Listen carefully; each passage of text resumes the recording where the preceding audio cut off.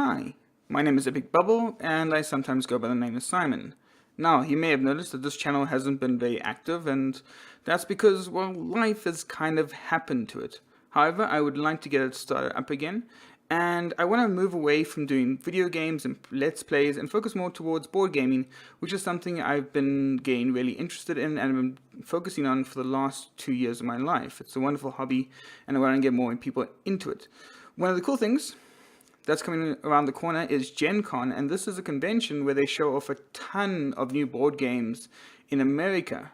This is going to happen next week in August, and so what I wanted to do was create an almost top 10 list of the games that I want to at least check out. Now the trouble is I'm in South Africa, so I obviously can't go to Gen Con. It would be far too expensive. But if I was going to, these would be the games that I want to go and see and want to go see how they play, so then I could make a decision on whether or not to buy them.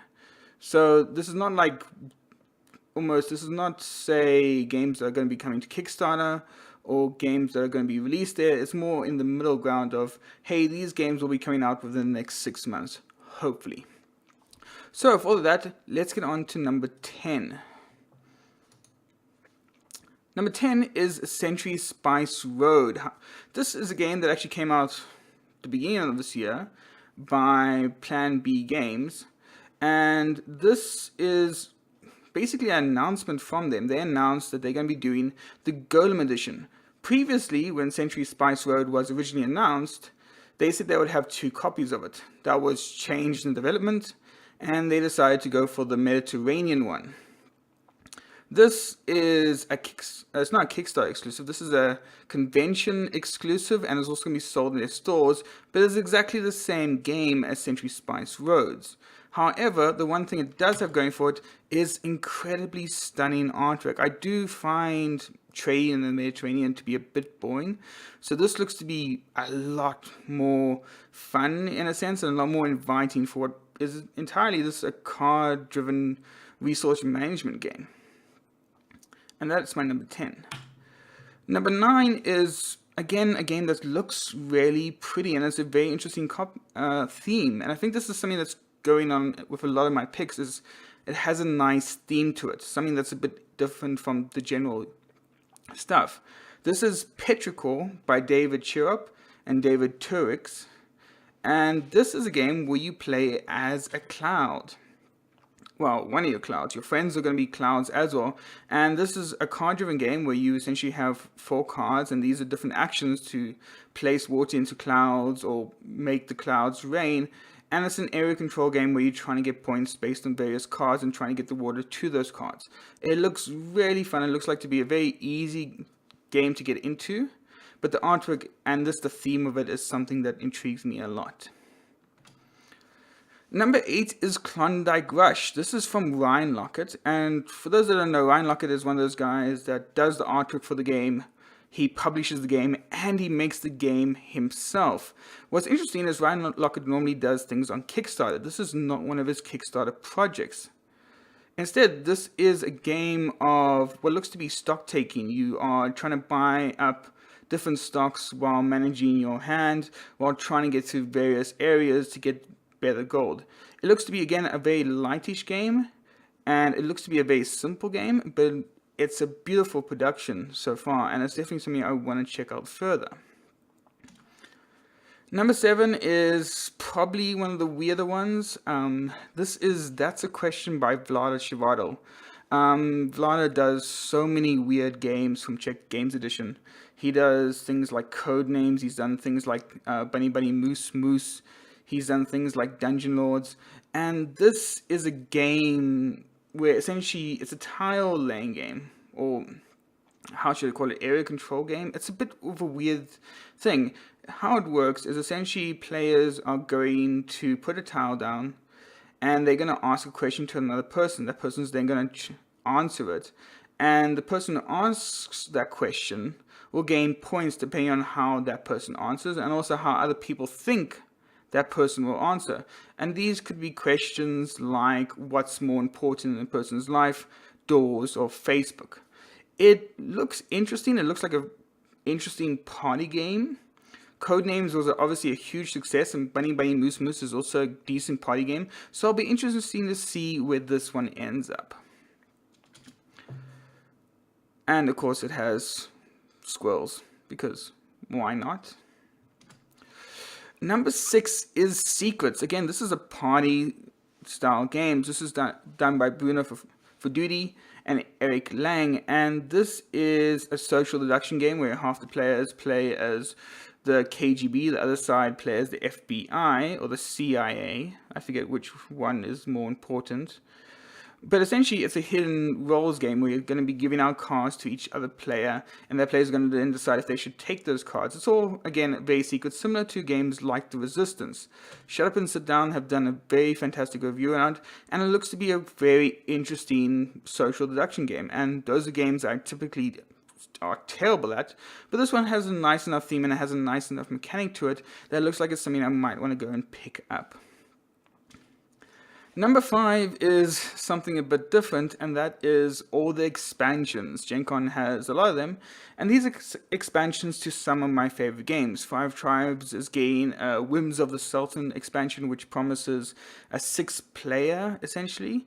So that might be nice. I don't think the game needs that. Not 6-player, 5-player. Sheriff of Nottingham, The Merry Men.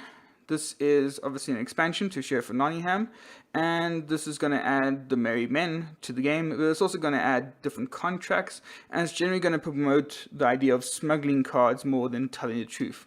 Looks to be quite interesting. Cities of Splendor is something that's getting a lot of buzz around, and that's the expansion to Splendors. There's 4 modules in the game, and each one does something different. It's going to be interesting to see how this will sway people either to Century Spice Road or to Cities or to Splendor again.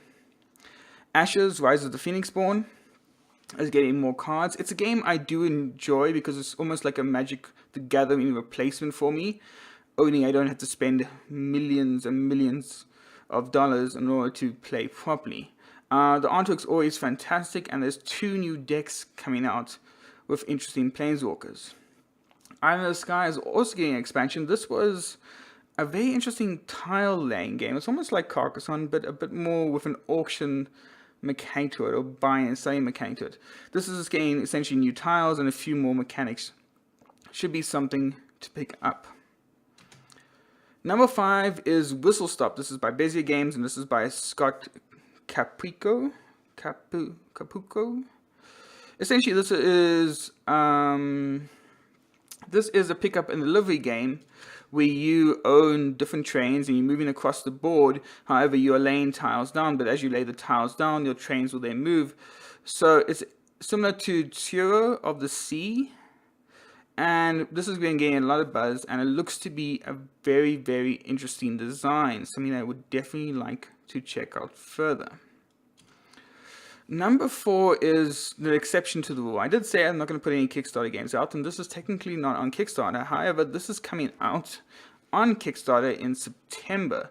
This is Cerebria, The Inside World, and this is by Richard Arman and Victor Peter. This is also being produced by Mindclash Games, the same people that did Acronolia, and also the Tricarian, the Magic game. Those are 2 very heavy games, and this one, what's interesting is you play as an idea or a spirit that you can see, and in it you're trying to gather resource, or the resource of essence. What's interesting about it, it's a 2-player game, not 2-player. It's a 2 versus 2 game. So you're trying to work with one other person in order to grow your 2 essence together to kind of create a balance. It looks to be really interesting. So if I'm going to Gen Con, this is something that I want to check out from them. Number 3 is borderline going to Eschenspiel instead of Gen Con, but this will be showing up at Gen Con, and this is Agra by Michael Keller. And in it, it's a simple worker placement game, but it's got a few interesting things in it. The first is the setting. I like the theme of it. It's set in India, And in it, you're basically trying to get cotton and trying to get spices to kind of grow your own family in it. And it looks to be very unique. The artwork is fantastic. And there seems to be some sort of track similar to Terra Mystica where you go up and there seems to be holes in the product or in the game board where you slot down resources. It's definitely interesting. I would love to give more information, but it's simply just not there. It is on Board Game Geek as everything else, but I do want to find out more about it, and it looks fantastic. And of course, I do like worker placement games, so I want to get this. The next is probably the big one from Gen Con, and that is Photosynthesis. This is by Helma Hacht, and in it you are a tree. Well, essentially, you are multiple trees. You're trying to gather sunlight. Essentially, it's an area control game, and the sun will move around the board. And what happens is your trees will grow when they interact with sunlight. However, when they do, they will block off areas of the board based on, well, they're throwing shade, essentially. So trees in the shade won't grow. So you're trying to cleverly position your trees so they will grow, but at the same time trying to block off your opponents.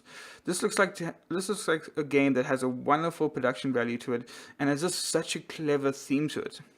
Again, this is what I'm seeing a lot from this Gen Con, is that every game I'm talking about has a very unique or different theme that hasn't been done before, or at least a different mechanic that kind of piques my interest. Finally, number one is probably the game I'm most excited about, and this was recently announced by Fantasy Flight Games. It's designed by Nikki Phelan. I will double check that.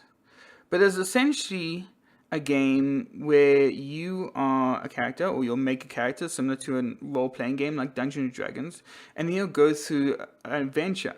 However, think of it more like Sherlock Holmes, Consulting Detective, or Tales of the Arabian Nights, where you are essentially given a booklet and you're going to be given a quest to do, and you're going to be making certain choices. So essentially, it's a choose your own adventure game, but with RPG elements. So if you go and pick up that sword might become useful later on, and your character will get skills, and those skills will become useful later on. So I'm really excited about it. It's set in the Runebound universe, which I think is something that Fantasy Flight wants to expand further and grow the IP more. And again, the artwork looks fantastic. So those are my top 10 choices for Gen Con. If you are going, I hope you have a fantastic time. I wish I could join you. Make sure you get some good deals, and hopefully stay tuned to the channel, because I will be going further. I want to do reviews on certain games. I want to be telling you about my favorite games and telling you why I think they are the best games out there. So definitely do stick around. So yeah, if you did enjoy this video, please remember to hit the like button and hit subscribe, and tell me what you think. Maybe give your thoughts on your top 10 games for Gen Con.